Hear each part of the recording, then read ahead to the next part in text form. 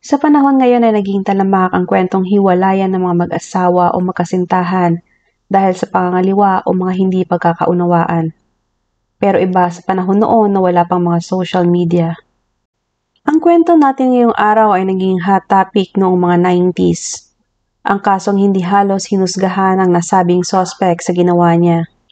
Sa kasong ito ay makikita natin kung anong maaaring gawin ng isang tao kapag ito ay nagselos. Lalo na kung ang gumagawa ng dahilan na magselos kay ang taong gustong agawin ng asawa mo. Ano kayang maaari mong gawin kung ikaw ang nasa posisyon ng suspect?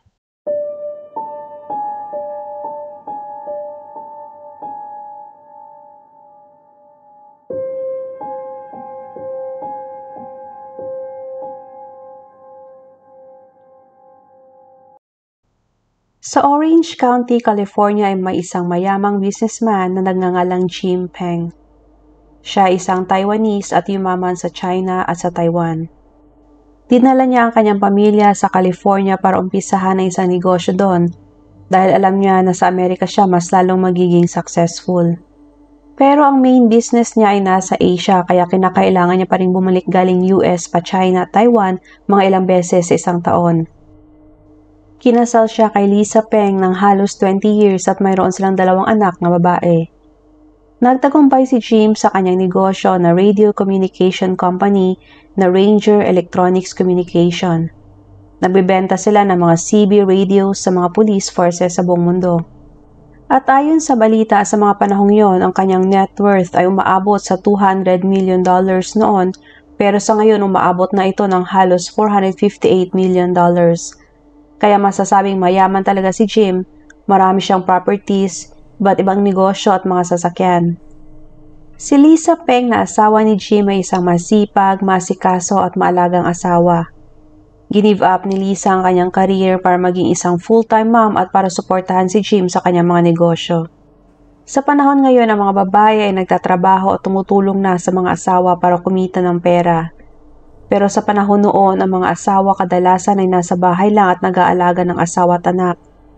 Nasa tabi lang siya ni Jim at nakaalalay nung nagsisimula pa lang ito ng kanyang negosyo hanggang sa naging multi-million na ang negosyo nito. At dahil dyan, sinuklian naman ni Jim ng marayang buhay ang pamilya. Sa panahon ng kwentong ito, si Jim ay nasa 49 years old pa lamang at si Lisa naman ay nasa 44 years old. Gaya ng sinabi ko kanina, normal na bumabalik si Jim sa China at Taiwan dahil sa may ibang negosyo din ito doon. Isang trip niya noong 1992 nagbago at ang naging umpisa ng lahat at naging dahilan sa nangyaring krimen. 1992 si Jim ay bumalik sa China para sa kanyang negosyo at nagstay ito sa isang hotel at doon niya nakilala si Jennifer. Si Jennifer ay ang PR marketer ng nasabing hotel. Isang araw nag-host ng hotel ng isang program o may performance at nandun si Jim para manood. Sa mga oras na yon, si Jennifer ay nakatayo sa harap ni Jim. At dahil sa matangkad si Jennifer, sinabihan ito ni Jim na kung pwede itong umurong at hindi niya nakikita ang nagpe-perform. Lumingon si Jennifer at doon na siya nakita ni Jim. Nabighani si Jim sa ganda ni Jennifer. Matangkad at maganda si Jennifer at sa mga oras na yon ay nasa 24 years old pa lamang siya. At doon na sila nagsimula mag-usap at nagkamabutihan. Nasa 25 years ang age gap nila ni Jim at Jennifer. Bumalik si Jim sa US pero tuloy pa din ang communication nila ni Jennifer. At nagkikita pa din ang mga ito pag bumabalik si Jim sa China. Mas napadalas ang pagbalik niya sa China sa mga panahong yon para lamang makita si Jennifer. Alam ni Jennifer na mayaman ito kaya mas mabilis itong na-in-love kay Jim. Nabuntis ni Jim si Jennifer pero walang eksaktong impormasyon kung nangyari ito habang nasa China pa si Jennifer o nasa California na. Sa madaling salita ay dinala ni Jim si Jennifer sa US para mas malapit ito sa kanya at para mas mabilis itong makita kung kailan niya gusto. Sa California ay ikinuha siya ni Jim ng bahay at $5,000 na allowance kada buwan o sabihin na natin na sa $11,000 sa mga panahon ngayon. At minigyan din siya ng 1/3 na share sa company ni Jim. At dahil sa natatamasang karangyaan sa buhay ay mas lalong nagpursige si Jennifer na mas mapalapit ang loob sa kanya ni Jim at iwanan ng asawa nito. Ang bahay na kinuha ni Jim kay Jennifer ay malapit lang kung saan nakatira ang asawa at anak niya. At ang company na kung saan may 1/3 share si Jennifer ay pinangalanan ng J&J Electronics. At ayon sa balita, maaaring ang pangalan ng kumpanya ay kinuha sa initials nila Jim at Jennifer. Dito natin makikita na sobrang na-inlove na si Jim kay Jennifer. Kung ikaw ang nasa kalagayan ng unang asawa at ang totoong asawa ni Jim, ano magiging reaksyon mo dito? Makikita natin na walang pakialam si Jim na malaman na may kabit siya. Siguro naisip niya na magagawa niyang lahat dahil siya ang nagdadala ng pera sa kanilang pamilya. Siya ang boss o hari ng tahanan.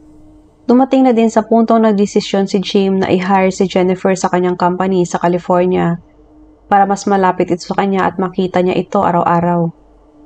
Nagustuhan ito ni Jennifer.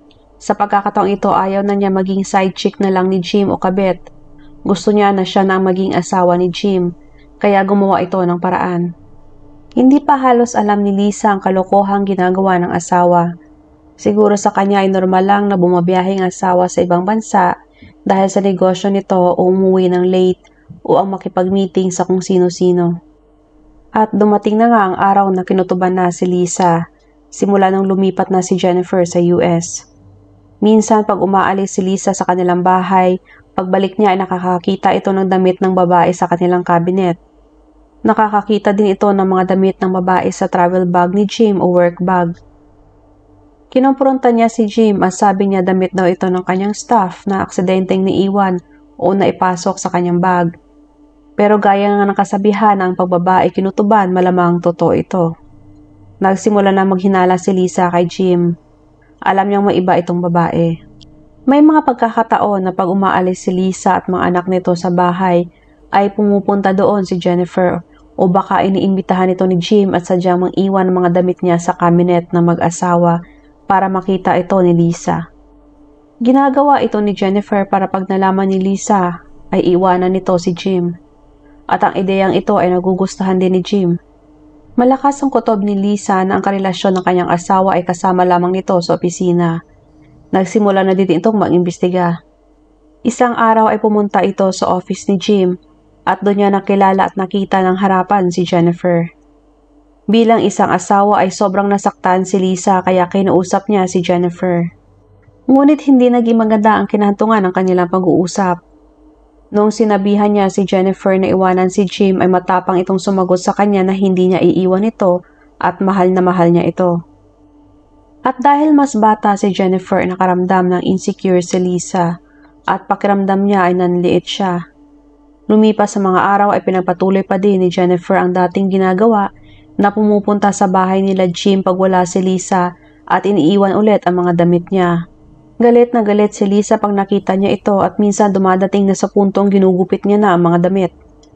May mga pagkakataon din na pumunta si Lisa sa Taiwan at hindi niya sinabi kay Jim ang araw na kung kailan siya babalik at nakakita ito ng underwear ng babae sa mismong kama nilang mag-asawa.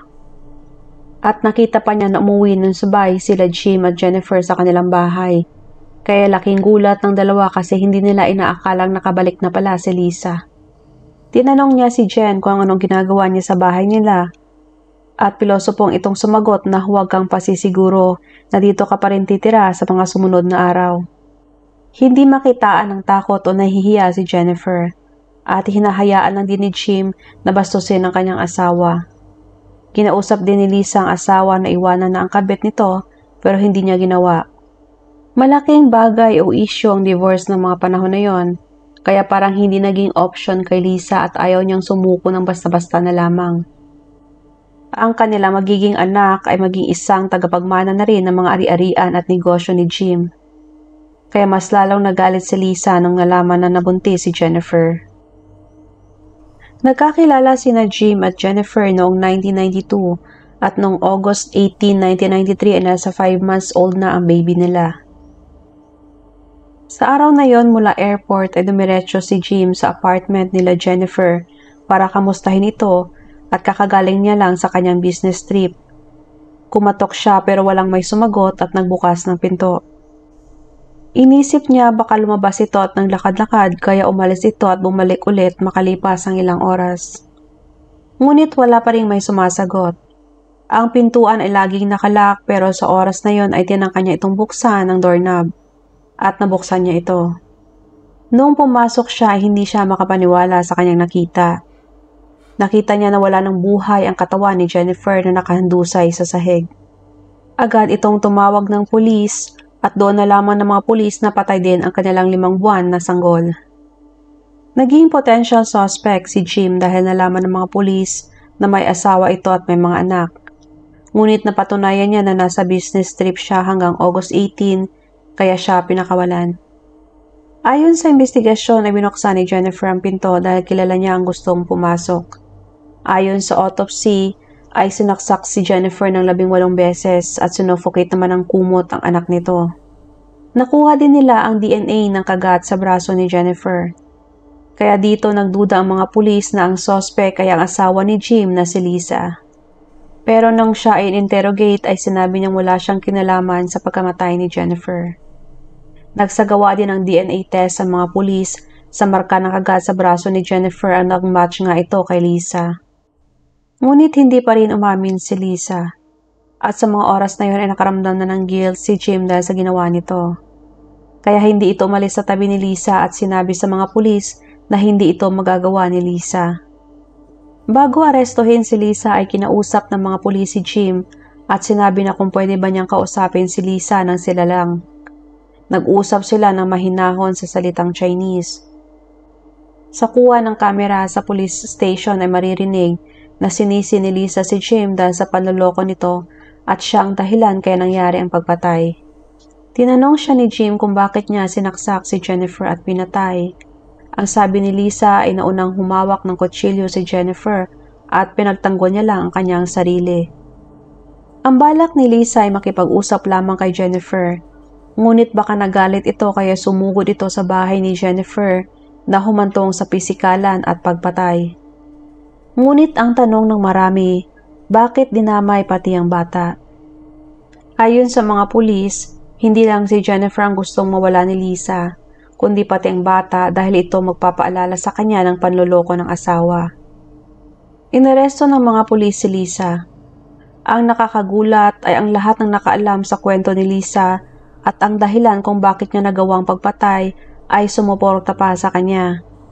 Matapos ang court hearing, ang unang kaso ay naging hung jury. Ibig sabihin ang kaso ay maaring muling subukan sa isang bagong judge. Kung ang pangalawang judge ay hindi pa rin makapagdesisyon o makapagbigay ng hatol, ang hukom ay maaaring magdeklara ng isang mistrial. Ibig sabihin may naniniwalang siya ay inosente at may naniniwalang siya ay guilty. Sa kasong murder dapat ay nagkakaisa ang mga jury sa kanilang mga desisyon. Kinakailangan na mas malaki ang boto na siya ay guilty para siya ay masentensyahan. Ngunit sa kanyang kaso ay naging 50-50 ang boto ng mga jury. At hindi nag-testify si Jim laban sa kanyang asawa, siguro dahil nga guilty ito sa nagawa. Napagitnaan siya sa sitwasyon sa pagitan ng kanyang kabit at asawa. At sa buong trial ay nasa Taiwan si Jim at hindi umuwi sa US. Ang defense team ni Lisa ay sinisi si Jim at sinabi na siya ang pumatay sa mag-ina. Sa pangalawang trial ay nakitang guilty si Lisa at sinentensyahan ito ng habang buhay na pagkakakulong. Ngunit umapila si Lisa. October 1999 ay dininig ang kanyang appeal dahil hindi din sinabi sa kanya ang kanyang constitutional rights nung siya ay inaresto. At parang niloko siya nang kausapin ang kanyang asawa, lumabas na parang yun ay ang pag-amin. Kaya nagkaroon ulit ng panibagong trial. At sa pagkakataong ito, ang prosecution ay nag-alok kay Lisa ng plea bargain at ang kanyang plea deal ay 2 charges ng voluntary manslaughter at magsilbi ng 11 years sa kulungan at i-deport siya pabalik sa kanyang bansa at hindi na kailanman makakabalik sa US. At ngayong 2023 ay marahil nasa 70s na si Lisa, ngunit walang balita dito. Si Jim naman ay hindi na makabalik sa US, Taiwan or sa China. Kasi ang balita ay kumalat na sa Asian community. Ayon kay Jim, hindi niya nakitaan ng simpatya ang mga tao dahil alam nila na siya ang dahilan ng lahat. Na matapang niyang dinala ang kabit niya sa US at lantaran pa niyang pinakita sa ibang tao at sa kanyang asawa. At kalaunan ay napag-alaman na noong 1997 ay kinasuhan ng US court si Jim at ang kanyang kumpanya dahil sa illegal na pag-import ng radio equipments. Kinasuhan din si Jim ng mga magulang ni Jennifer at humingi ito ng $2 million sa hindi nito pagprotekta kay Jennifer at sa anak nito. At hindi rin naging masaya ang mga magulang ni Jennifer sa plea bargain at sa hung jury dahil sa walang puso na pinatay ang kanilang anak at dinamay pa ang inosenteng bata.